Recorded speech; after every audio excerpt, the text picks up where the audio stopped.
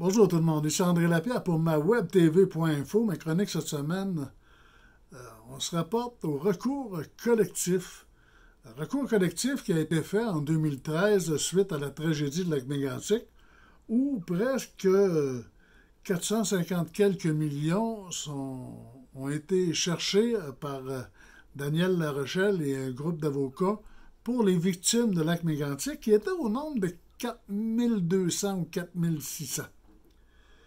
Je vous rappelle que ces montants-là étaient pour les victimes, parce que ces avocats-là représentaient les victimes. Je me pose la question de savoir comment il se fait que tout d'un coup, on se ramasse avec le gouvernement, les compagnies d'assurance, les entreprises qui viennent piger dans ce 450 millions-là pour être remboursés. Et là, il faut mentionner une chose, là, je vais vous le rappeler tantôt. Tout ce monde-là n'ont pas payé d'honoraires aux avocats, là, Larochelle et autres. Là. Non, eux autres sont allés piger et bonjour tout le monde.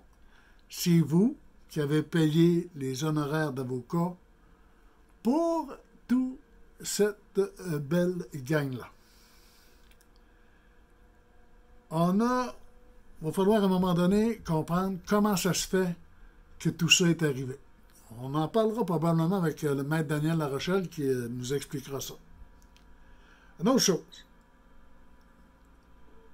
De ce 450 millions-là, il a resté 92 millions.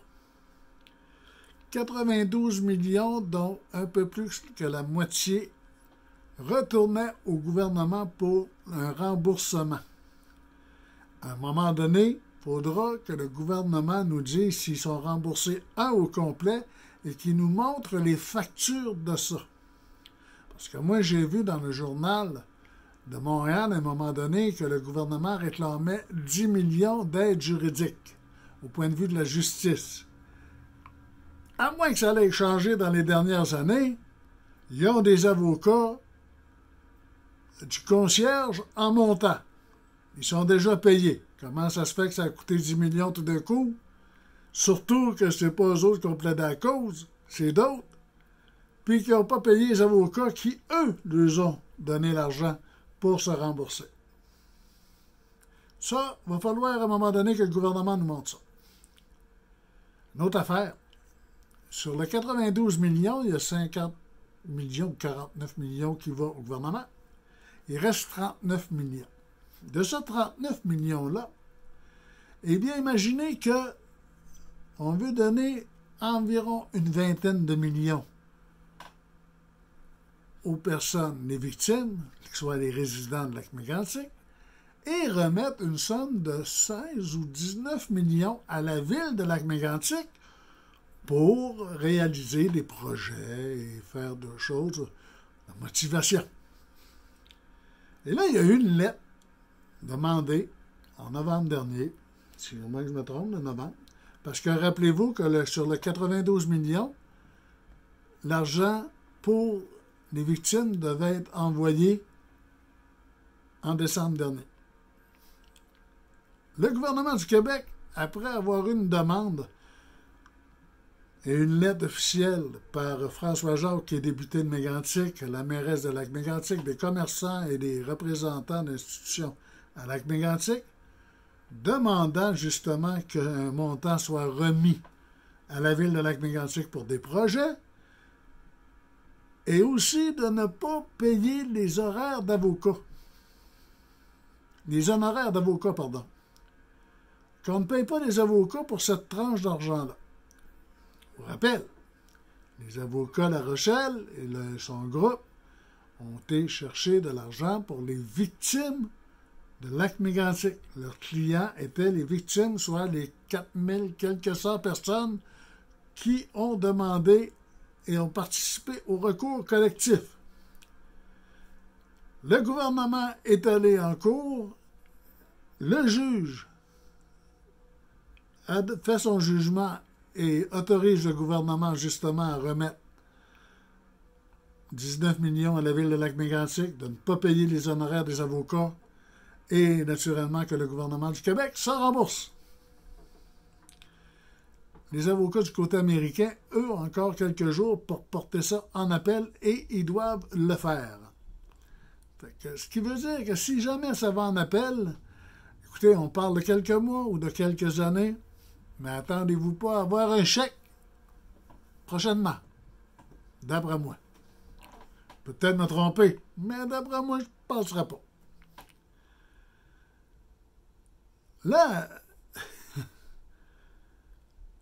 si jamais des fois vous voulez poser des questions là-dessus et avoir de l'information sur ce qui se passe, je vous invite à appeler le bureau du député de Lac-Mégantic, François Jacques, parce que du côté de Daniel Larochelle, lui, écoute, il est débordé, lui, là.